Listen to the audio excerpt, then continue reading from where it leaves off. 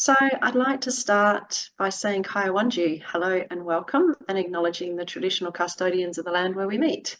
For me, that's the Whadjuk Noongar people. I want to pay my respects to elders past and present, honouring their continuing connection to land, waters and community, and to First Nations people everywhere in the spirit of reconciliation. So this is a Harmony Week webinar, and I'm really pleased to be here with Jen Donovan from the State Library, from the Better Beginnings team, and Henrietta Podgorska from Multilingual Australia. I'll let them introduce themselves a bit more in a moment. My name is Belinda Smith. I work with Niralinga Parenting Service. And Niralinga is an organisation that's existed in Perth for over 100 years, serving families and children. And our parenting service works with parents in the Southwest Metro region in Perth, supporting parents to, pretty much just have a better day with their children, just things to go that little bit better. So Jen, do you want to go next to introduce yourself? Say hi to everyone. You're muted still. Okay, sorry about that. So hi everyone, Jen Donovan here, joining you from the Better Beginnings team at the State Library. My role here is I'm an education officer, and I specialise on working with the Better Beginnings program. We're a family literacy program, and we focus on families with children in the age range of 0 to 5. So it's great to be here on today's webinar. We thank you for joining us, and we hope you enjoy a little bit of a coming together for Harmony Week, and we hope you learned something new today. Thanks, Jen. Henrietta, you want to introduce yourself? Good afternoon, everyone. I'm Henrietta, and I'm technically now the head of operation at Multilingual Australia. We have a new chair, Vivian, who unfortunately couldn't be here today. We are a small organization championing language diversity and language-friendly initiatives, which is why we are very happy to partner with both Belinda and Jennifer, because we really believe that they're doing an amazing job at, helping us as well. To talk to families who may be also looking after one or more languages in their homes. Beautiful. Thanks so much.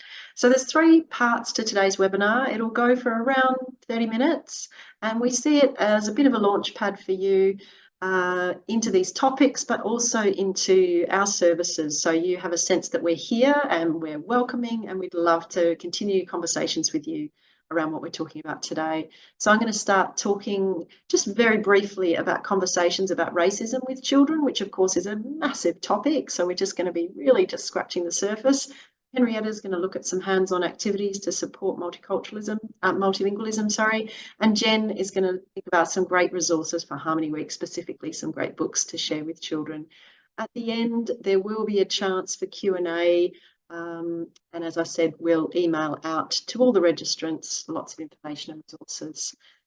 So firstly, I wanted to share with you just a very basic understanding about child development, because if we're looking at conversations with children around racism, we really need to have a sense of where we're at.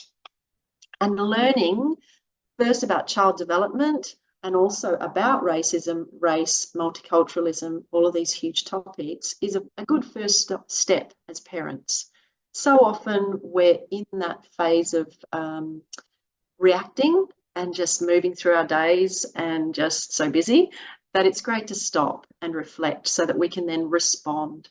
So just knowing that brain architecture is built over time, and that until children are at least 4, they're really not able to think and then act. They really feel and then act, which is why, a 2-year-old wanting a sweet at the supermarket can be such a creature of emotion. So the brain at birth has the key functions under wraps, but it takes a lot of time for the rest of brain functioning to happen until the mid to late 20s. Knowing that can really help us support them. And I think the really important thing to know in terms of race and racism is that the early years leave such a strong imprint. So the way we are in the world really leaves a strong imprint on our children.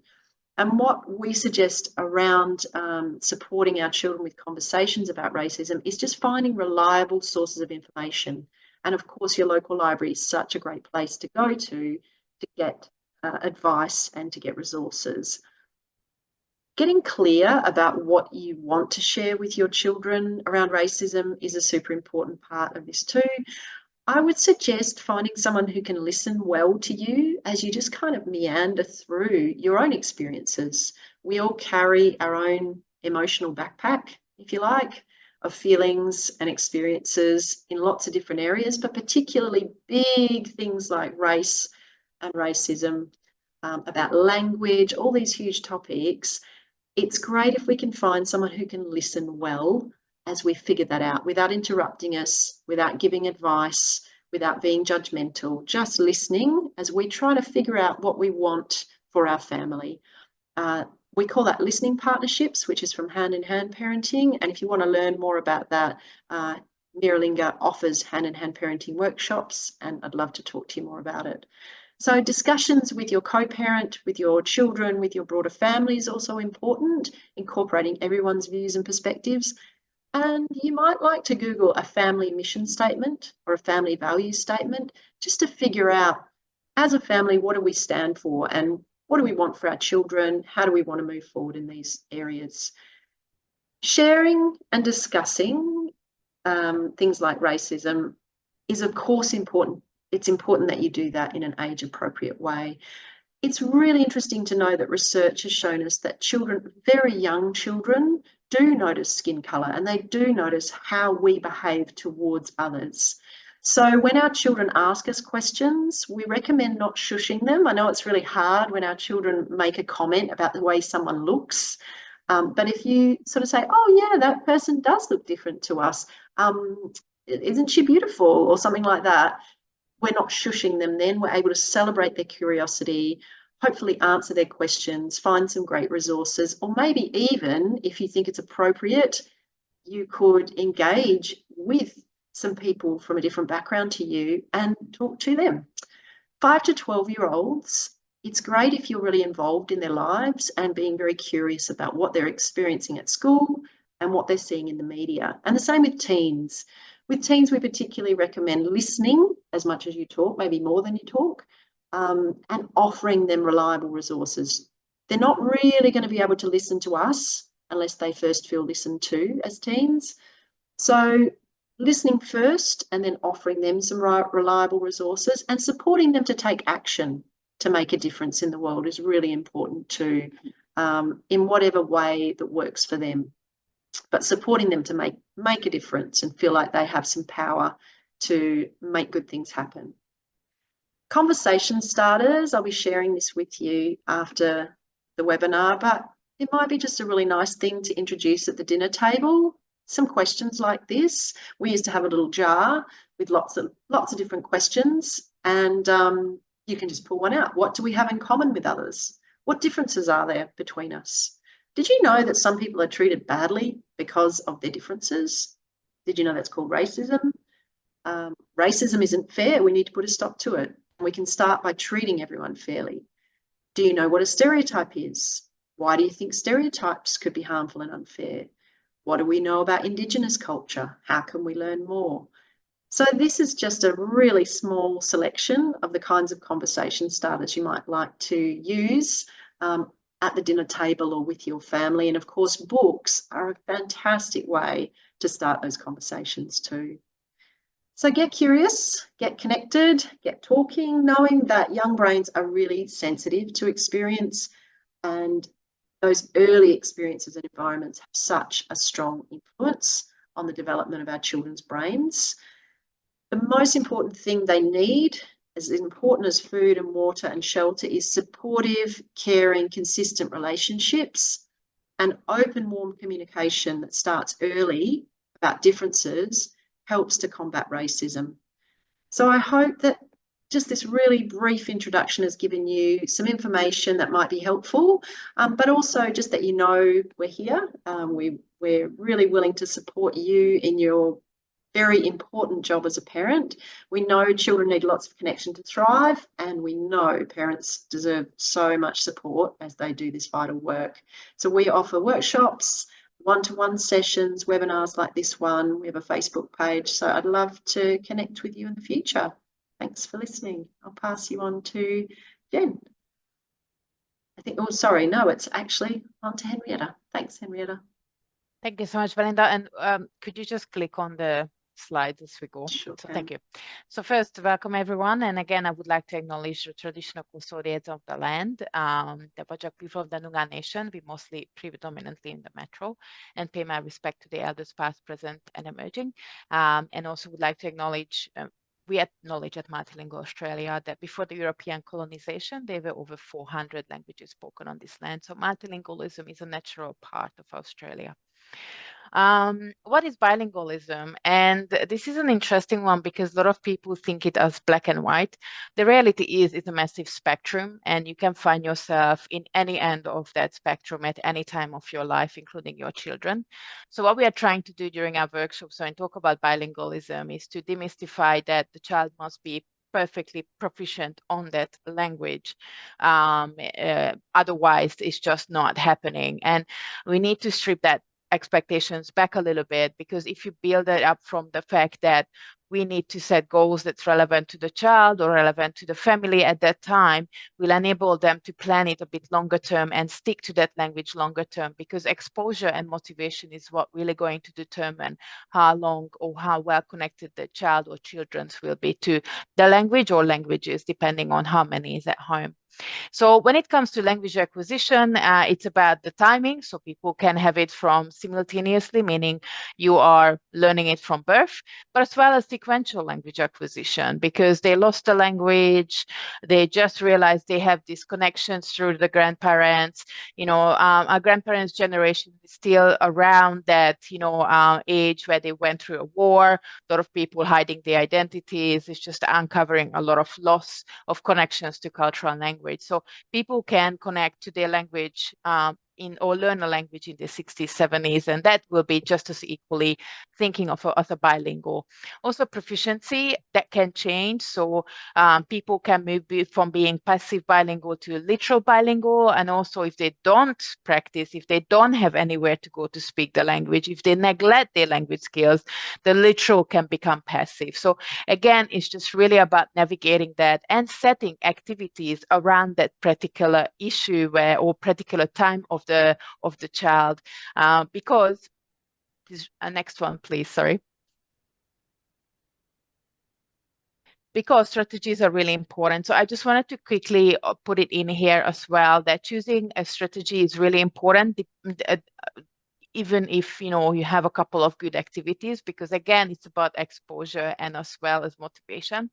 But strategies can enable you to think what kind of activities you want to have with your child, because the reality is, when what we're seeing with families who do not have strategies in place, they do not identify with it or do not unable to articulate, they often do not revert back to isolation. So they're isolating the child from the heritage language, or they're isolating the child from English, which in both scenarios the child is going to lose. So there's four of them that we often discuss in our workshops, and all of them could be, all of the activities that we're going to discuss could be linked back to that. Thank you so much. Yeah, so the goals. So again, I know we're not getting still to the activities, but I just wanted to have it step by step, because choosing the activities will depend on a lot of the things that you need to determine first. For example, in what situation do you want your child to use that language? Is it talking to family? Is it to go to university in your country? Is it to use it at work? Is it to communicate at home? It's important to determine what level, because that will give you what level of literacy or level of bilingualism your child will have, and based on that you can determine what sort of resources or activities you can use. If somebody is passive bilingual, obviously using some of the picture books is really, really great. But if someone is a literal bilingual, even if they're at the right age, they may not necessarily wanting to do picture books. They may actually want to have actual books to read. And if somebody is a literal bilingual in Hungarian, I can tell you that it's really difficult to get language books in my own language, and that's a struggle for me that I'm having right now, and many others as well. So again, it's just determining that. And how well do you want your child to speak that language? Now, if you especially have more, like in my household, we have 3 languages, it had to be a hierarchy. I'm Hungarian, my husband is Polish. So I asked my husband, who was a second generation Australian, and asked my mother-in-law, who's a first-generation Australian, of how much they want to value Polish. And they told me, and again, it's just working on that, that they not necessarily want him to speak, but just to understand some key words. So, for example, grandma is babcia, so we're using that. We're using all the food words. We're using all the activity words. So for them, it's fine because the family speaks English. For me, I would love him to learn more, my son to learn more Hungarian, because I do have family back home who do not speak English. So this is how we categorize those languages. So, and again, especially if you are from a mixed couple situation, or you have more languages in your family and you want to pass them on, often than not, your resources and your time is limited. So you need to be resourceful, and some decisions sometimes need to be made. So again, just think about which is the most important, and even if it's all of them most important, in what situation you want your child to be using that language. How many languages do you have in mind? Are they equally important, as we discussed? And can the goals change? Yes, please. Yes. Don't put yourself into a box and thinking that if this is the work, that's it. Be finished. Goals needs to be changed because your child is changing.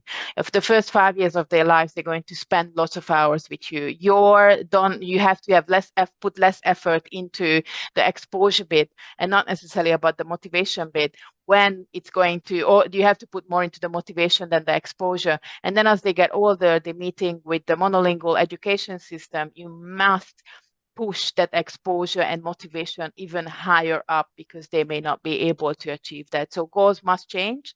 And again, for example, for me, who has a child who is struggling actually with speech, which has impacted all the 3 languages, I made the decision that while I'm exposing him to the language, I want to create a situation where I can guide my son back to learn Hungarian at any stage of his life when he is willing to. Send him to Hungary for 2 months when he's 18. But those are the decisions and goals that I am making now, and that could change if my son picks up the language and able to use it more. Next one, please. So, tips. Again, any activity needs to link to your goals and your aims with that language or languages, and that will determine the ideas and activities that you can run. And there are plenty and so many, and we are encouraging everybody to think outside the box. Again, that's why I mentioned in the beginning, we had a chat, not sure if it was a part of the recording, but I just mentioned it again. Often enough, when we have cultural events, we usually sterilize them from language. And that's not a good thing to do, because the reality is you can play a lot of the games and use some of the wordings and some of the languages to interact. And one of the great examples is the Go game, which is an ancient Chinese game that you can play in Mandarin, Korean, and also in Japanese. All languages have their own strategic moves named, right? And if you play that at the local library, you can learn a little bit of all of them. So again, how can we incorporate those languages? But when it comes to your children, obviously increase input. So, and also modify that depending on where your child is at. So if at the moment they're watching lots of YouTube because they're little, then maybe you can have a look at what other YouTube videos are there on your language that they can interact with. If they are older, if they're playing a game, can they play that in the language? And I'll give you one example. Minecraft can be played in different languages and also with friends from or family members from the country of origin. That was one of the examples that we had. Another one is comic books. If your child is 12, 13 and all of a sudden to superheroes, one of the examples that I had, and it's an adult person now, he said that he's able to read and write on his mother's language because his mom forbidden him to read comic books in English, but he could read them in the language. So until today, he's able to use that. So again, finding that motivation. Don't be afraid to use technology. There are some great tools out there, applications, as well as prioritize. Longer the child is with you, the more they are aging, the more you need to prioritize that language learning. It could look like, for example, sending them to a community language group. Also teaming up, you are not alone. Find your tribe, find your people. We also have a Facebook group. You're not alone, and please ask questions. It's really important, and be patient with yourself. Creating language-rich environment is really, really great. There are some good examples, but also on the next slide, if you can, Belinda, please. Reading books, all of this sounds like, oh, well, I thought I knew about all of this, but it's just a reassurance that yes, these are the things that are helping. It's just about finding the right book, finding the right comic book. I had somebody who kept their language because they absolutely loved Spanish music. They came from Latin America, and what their connection was until they're old enough to realize what they have is the song. So don't underestimate singing. Folk dance groups are fantastic groups to maintain that connections to the child. And sometimes that's all we can do when they're old enough to realize what they have in their hands, and that is our language and culture. Also, games and education materials. Ringing back home and ask, what apps do you use? And that's what I've done with my sister. I'm pretty sure everybody is using some sort of tablet these days. And I asked, what are the Hungarian apps that I can download for my son, and use that even early on. So it's really important to be creative. And yes, books, music, talking, and games, all of them can be. There's a lot of, for example, Snakes and Ladders can be played in any language. So be creative and see where you can incorporate your language into a game, into an activity, into reading, to make sure that they learn the language and continue to connect with that language. Next one, please.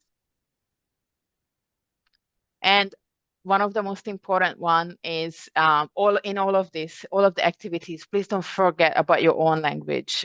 If you are from a monolingual household and you just want your child to immerse and work on a language, that also means that you could learn something else, because you are the biggest example in your child's life. They look up to you and what you do and how you engage. So what I'm seeing, and often some of the criticism for families, and again, it goes back to that lack of strategy, that they speak only English at home to the child. And for me, it's heartbreaking, because that means that family does not have the right support, and they feel then isolated and they don't know what to do, or too afraid, or being told to speak only English to their children. Yes, 2024, and I'm still hearing from families that's being told to them, or stop speaking that gibberish. I wish I would be joking. This is all going around. But if I keep learning and listening and talking in Hungarian, that's an example for my child that I'm doing the right thing, and this language is important for us and us for us as a family. So don't forget about your language. Or if you are a monolingual and just want to encourage your bilingual and multilingual child, can you learn a language? Even Auslan, which is a quite useful way of communicating for our fellow Australians. Next one, please. So how to become or maintain to be a bilingual family, regardless of what's your background or how would you like to do. Bilingualism is such an important skill, as well as it's really, really great for everybody, and especially for the person. So choose a language, and with that, a strategy of how you're going to achieve that. Create a language-rich environment. Again, you could create spaces, you can create a time. For example, you go shopping on that language, or at dinner time, you're only talking on that language, but make sure you have that language-rich environment at home, and you provide that time and exposure and motivation. It's really important. Seek out support and resources. It is not an easy journey. Australia is very heavily monolingual towards English, which is English is a language as well, and we're also promoting that as being a great connector between communities and language. But unfortunately, at times, it has a push and a push down on other languages, which we want to change and say it's not either or. We can actually have it all. We just need to make sure that we acknowledging each other and supporting each other. But it's really important to find the right support, and obviously encourage and be the model for languages in your own household. So thank you so much. This was from our end, and this is our availability. Please reach out. We have a Facebook group. Join, ask questions, email us, and if you have ever questions, we're always here. Thank you so much. Thanks, Henrietta. So if anyone has any further questions about that, do feel free to pop them in the chat. Hearing Henrietta speak, it just reminded me a little bit growing up. So my heritage, my father is the first of his family to be born in Australia. So he came across on one of the boats, well, his family, in the 50s from basically Italy, bordering with Yugoslavia then.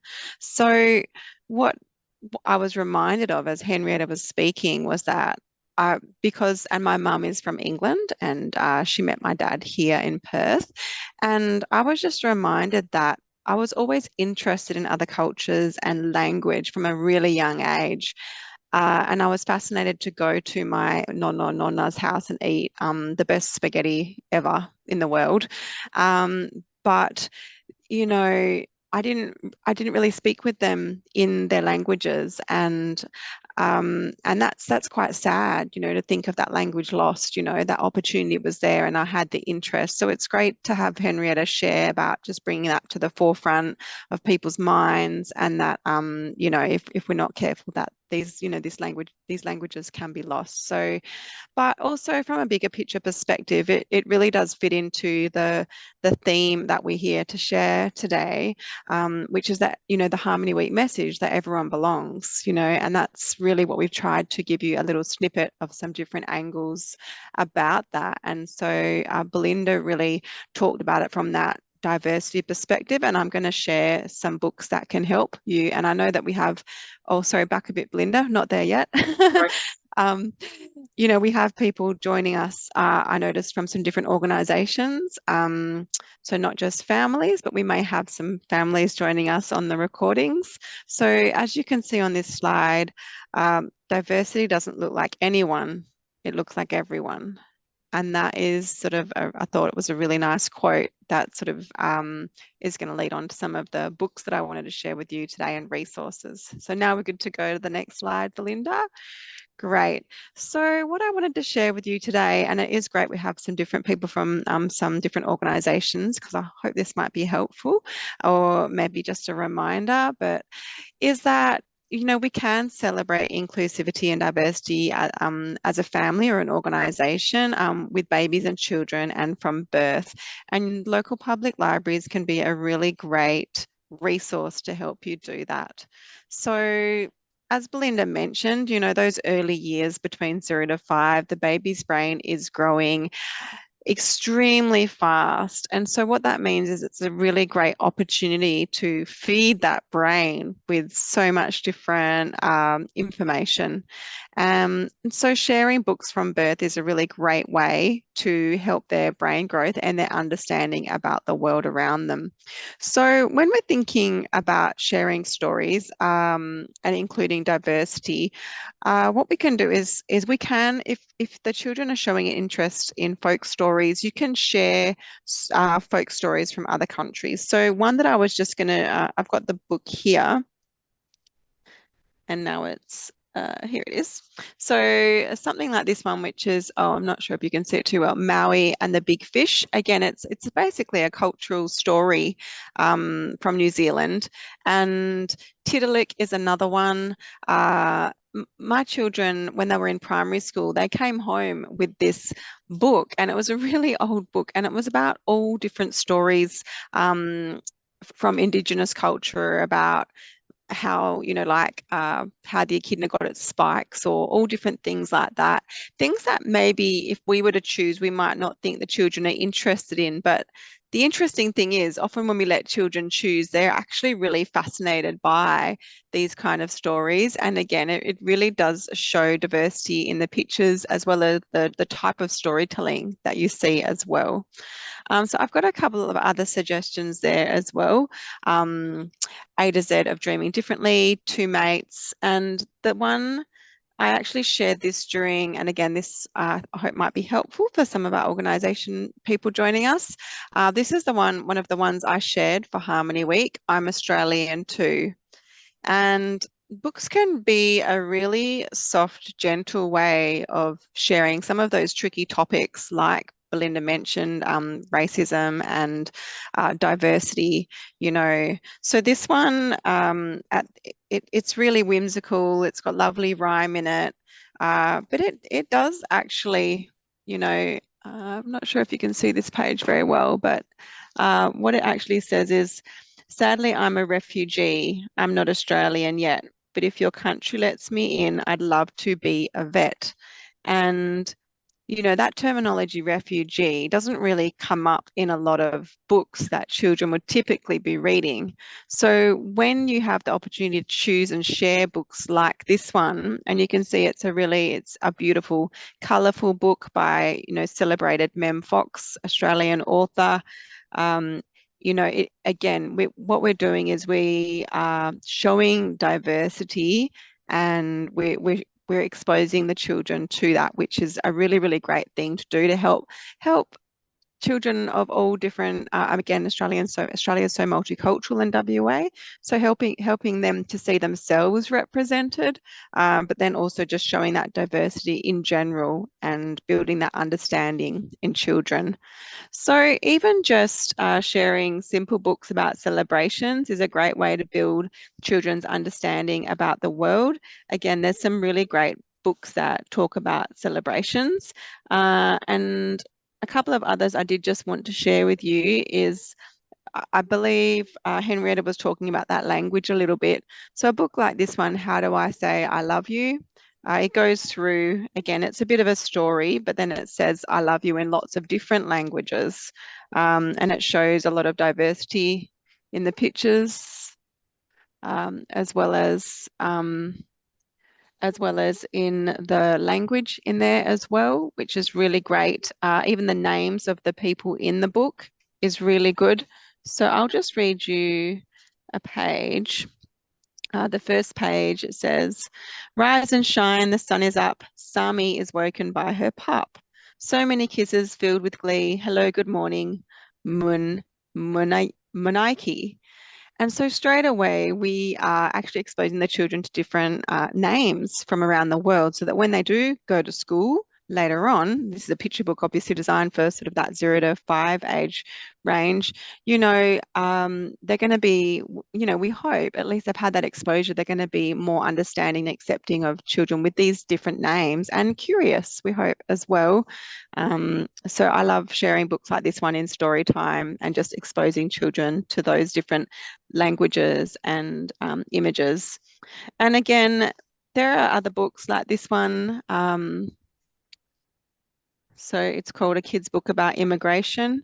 Again, storybooks can really help us tackle some of those trickier topics, and share them in age-appropriate ways. So this again was just a bit of a snapshot to show you that, you know, books can be really helpful and you can go to your local public library. Again, organisations can reach out to the local public library and ask for help with that as well, and that they'll have some great ideas to point you to as well.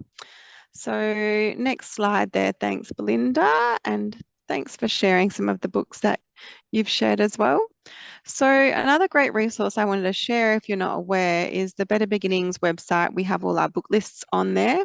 So in particular, we do have a deadly book list. So if you're looking for some books for that 0 to 5 age range, whether in your family or your organisation, we've got some great suggestions there. And they're talking, some of those books are talking about those sort of stories from Indigenous culture that I mentioned a bit earlier. So there's a picture there. Please do take a look at the link on that I've shared here, or you can ask for that book list from the local public library. Again, you can actually share that with families if you're an organisation as well, or direct them to the local public library. It's free. Everyone can become a member. And so what that means is all West Australians can have great access to good quality books.